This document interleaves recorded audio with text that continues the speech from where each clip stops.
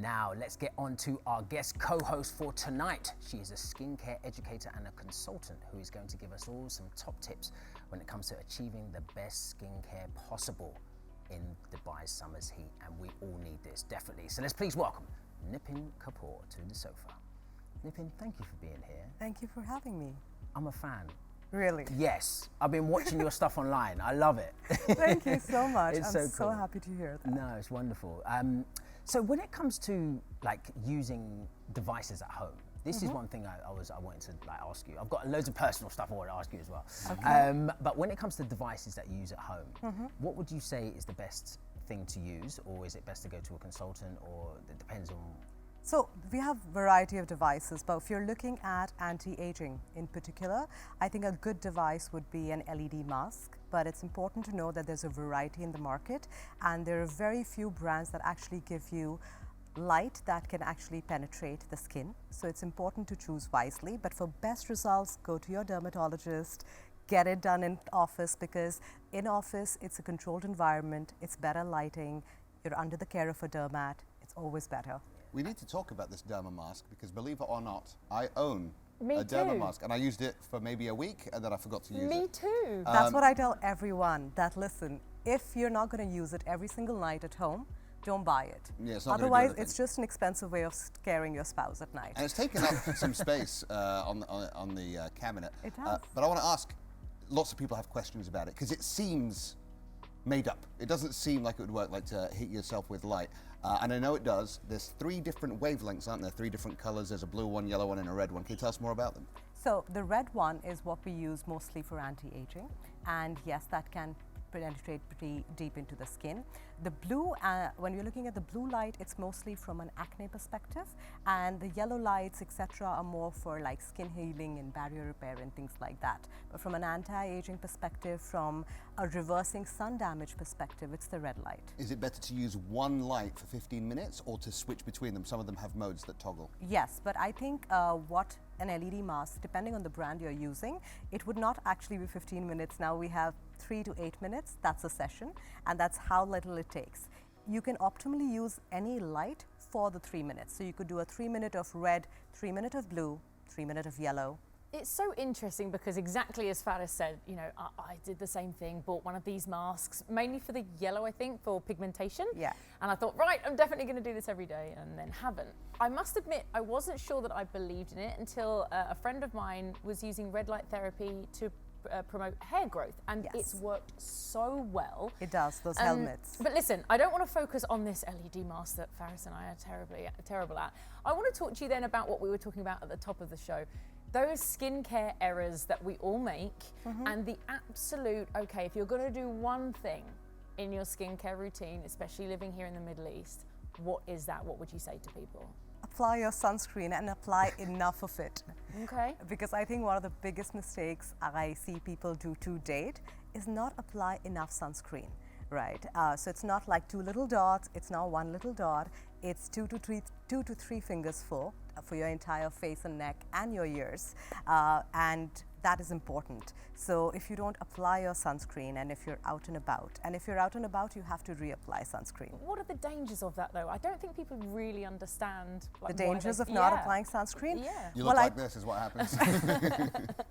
So I'll tell you, at a superficial level, it is skin aging. And the reason I call it superficial, because a lot of it is reversible, especially in Dubai with all the lovely doctors and dermats we have and the procedures.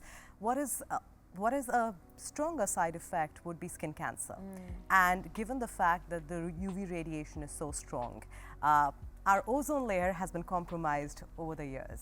So I think it is extremely important to wear sunscreen from a way to just protect yourself against diseases. But on a lighter note, fine lines, wrinkles, premature aging, pigmentation.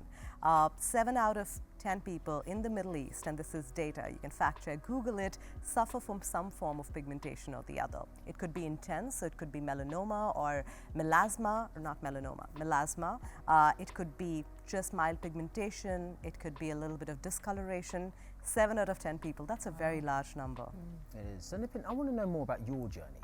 How did you get into this, and what age did you really decide to start applying and really going into the skincare routines? Oh no, I think I was hyper obsessed with skincare as a child. I mean, from the time of moving around my mother's vanity, stealing all of her Elizabeth Ardens and Estee Lauders and slapping them on my face and feeling very fancy. I have always been into skincare, but I think I never realized how deeply passionate I was about it until I started creating content. I started creating content just for fun. I was bored. And I was like, let's do this, because there are a gazillion products and everybody is like struggling to figure out what is right for them. And because I knew a lot, I had studied, I just thought, let me start creating content. And as I went through that journey, I actually realized I was most passionate about just helping people find their best routine ever. I want to take this chance to talk about men and skincare, because even to this day, some men think there's something less manliness, less masculine about applying their skincare. What would you say to those men, and what would you suggest that they do apart from just sunscreen? Just a nice, simple routine that most men can do to protect their face. So I would like to tell men that men physiologically age very differently as women. While women age, it's a standard peak for us, right? So it's like fine lines, wrinkles, it's like a slow peak. Men go like that, right? All of a sudden. All of a sudden. Good luck, gentlemen. I'm When does sorry, that- I don't mean to scare you, but with men, it's a steep thing, and it kind of, with men, there are different peaks of aging. It also depends on your profession, stress levels, physiological factors, genetics, lifestyle. Lifestyle is big, but what I do see is men over the age of 45 suddenly start to age very fast. So I think to all the men, I would say definitely wear your sunscreen, but moisturize. I don't know why men don't moisturize. No, it's girly. No, Yeah, they're not going too to do girly, that. yeah, No, yeah, I mean, moisturise. what's your take on the salmon DNA? I think it is fabulous. So I think it's fabulous whether you're going in for an injectable option, but we have tested out, me and my team, a lot of options of topical salmon DNA. Fabulous for moisturizing, fabulous from a wound healing perspective. Whether you use it as a serum or a moisturizer, it is an excellent ingredient to have. Sorry, question for someone who isn't into this stuff. What? Salmon? What? What do you mean? What is this? What? Okay. It's a thing. It's a thing. It's No, but what are you doing with it? It's called PDRN. Okay. And it's got an awfully complicated name that I can never really pronounce correctly. So it's called PDRN. It is derived out of the salmon DNA, right? Infused, obviously, genetically extracted, infused into skincare products, serums, lotions, creams, eye creams, sheet masks, everything. You get everything with PDRN. And the beauty of PDRN is that because it comes from another fish, it is very bioidentical to our genetics, right? And therefore, when it comes to things like wound healing, skin nourishment, barrier repair, our skin responds to it better. And that is where it's the hottest new thing in Korea, and I think pretty much around the Side world. effects include swimming upstream. And being caught by bears. Very quickly, because we're short on time, then tell me one skincare fad that you want to get rid of. A skincare fad? Fad, trend that's just a bit crazy.